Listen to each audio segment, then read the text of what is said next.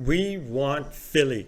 That is right. We want Philly in the playoffs. Hello, everyone, and welcome to Let's Talk Raptors. I'm your host, Sean, my channel where you get reviews, analysis, predictions, and hot takes on all things Raptors as well as some NBA.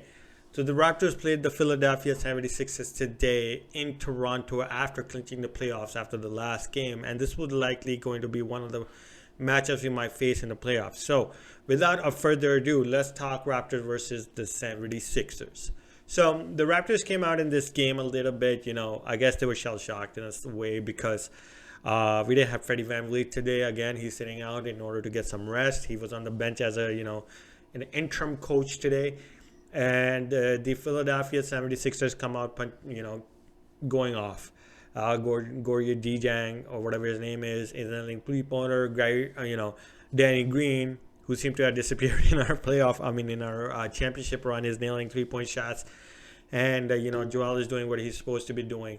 And the Philadelphia 76ers win the first quarter by 7 points. And it seemed like, maybe the Raptors might lose this game. Maybe they took their foot off the acceleration, given that they're, locked into the playoffs now. And it doesn't matter where they end up, whether it's on the 5th seed, 4th seed, 6th seed, whatever it is.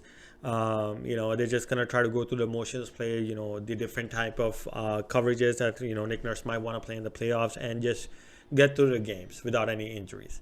But that's not true. The Raptors come out in the second quarter. Gary Trent Jr. decides, so does Pascal Siakam, so does Precious Achiuwa. And they just say, hell nah, man. This is our time, Philadelphia. You guys are overrated without a doubt. And we are going to go after you. The Raptors win the second quarter by, I think it's 4 points. And it's just Precious Achiuwa going off. I think it was 3 or 4 from the three-point line. Spicy P is doing his strain dribble. Getting, to the bucket, just schooling the hell out of Tobias Harris and Joel Embiid. And Gary Trent Jr. is just looking like Jordan, I would say, like just crazy. And, these guys just get us going.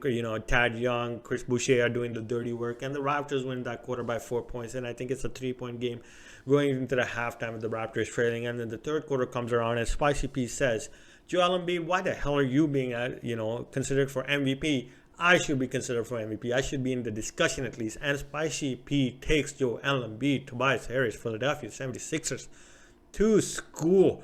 This guy is going mid-range. He's going into the paint, doing his spin moves. And, three-point shot. I think he had only one this game. But he's, shooting it with confidence. He's dribbling the ball like he's got, he's Steph Curry. And he's getting it out to the guys who are nailing their three-point shots. And the Raptors eventually, I think they take by the start of the fourth quarter or late third quarter, they take about a 10-point lead. And then the fourth quarter comes around. Yes, of course, I expect the Philadelphia 76ers to go on some sort of run. Danny Green is shooting three-pointers like nuts. I think he was 5 for 6 tonight. Goja Jijang, again, is nailing his three-point shots. Tyrese Maxey decides to show, hey, I got some, I'm a player for the future. And he starts getting to the rim, getting foul shots. He's getting three-point shots. And they eventually cut it to about a 2-point or 3-point lead that the Raptors have. And then again, Pascal Siakam, Scotty Barnes, and Gary Trent Jr. just say, and Precious, they just say, hell nah, man. We ain't losing this game to you guys. And that then comes to, one of the highlight plays, which is basically Spicy P gets into the paint. He had Joel Embiid guarding him. He gets him off the dribble, goes behind him.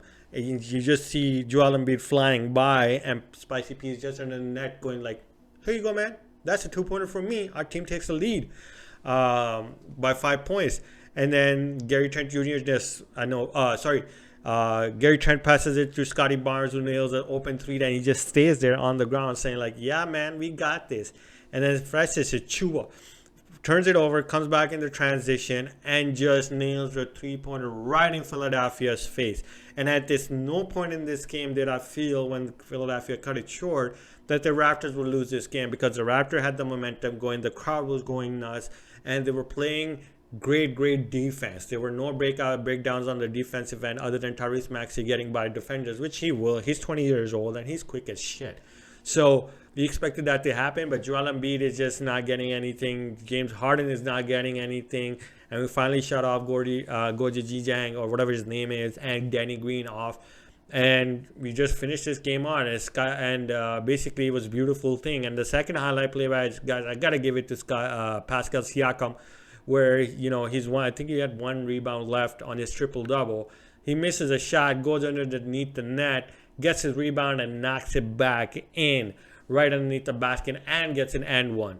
And it was just a beautiful thing to watch because Pascal Siakam showed the league that you guys might consider Joel Embiid because he plays in the U.S.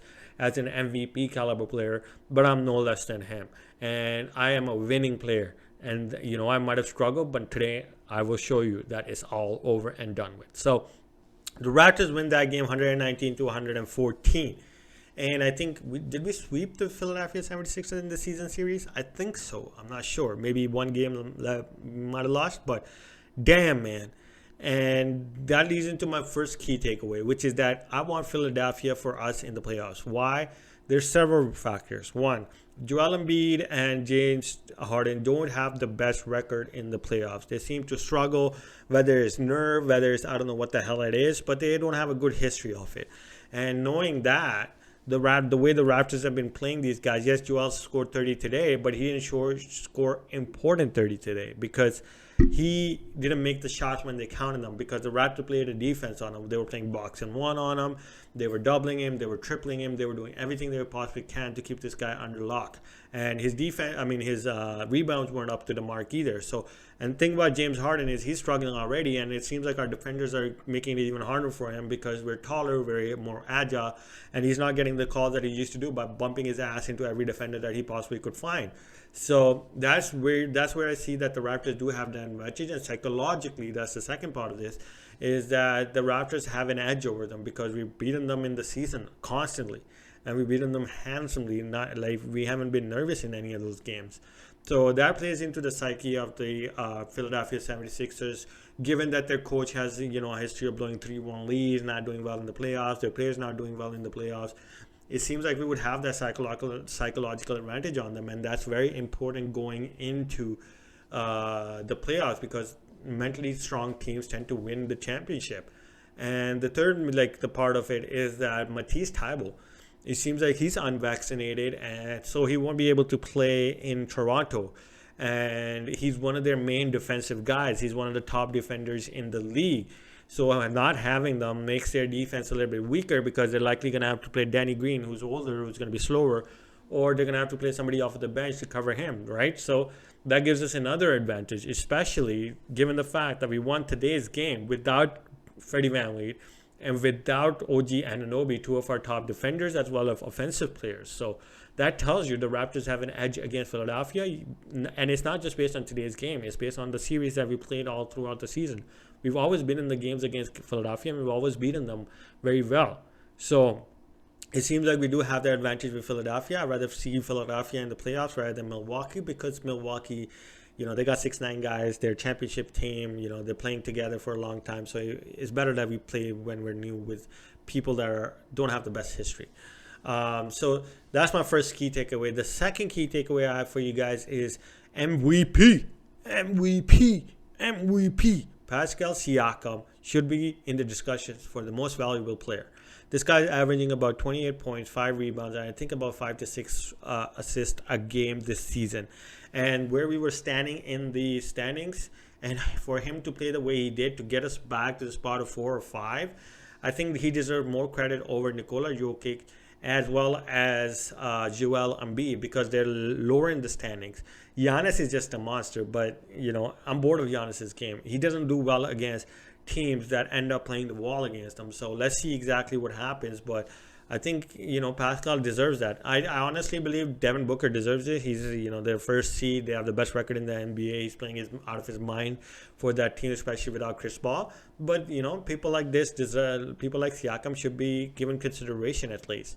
So that's my second key takeaway is that, Pascal's playing at an MVP level. He's playing amazing. And if he continues to do that in the playoffs, we will have a very, very good chance to go in deep in the playoffs. And you don't know what happens. Injuries happen. We possibly win a championship. I always believe in my team. So The third key takeaway I have, guys, is that it's good that, Freddie's getting some rest because it's giving guys like Gary Trent Jr. to feel more open without any pressure, Precious Achua, to get in more of a rhythm going into the playoffs. Yes, we do need Freddie, but Freddie is one of those veteran guys. He'll be able to get his once we get to the playoffs. But seeing these guys, step up when he's not there, we give them good rhythm going into the playoffs. And if we get there, right, I mean, if we get something from them going during the series in the playoffs, we're going to definitely make a deep run. So that's what I have for you guys for this video. I hope you guys enjoyed it. MVP goes to Pascal Siakam with his triple-double, 37 points, 12 rebounds, 12 assists. This guy is playing at an insane level. So he's doing damn well. So that's all I have for you guys for this video. Please hit that like and subscribe button. I will see you guys after the Houston Rockets games tomorrow. I don't know if Pascal will play, but whatever it is, we'll see you after the game tomorrow.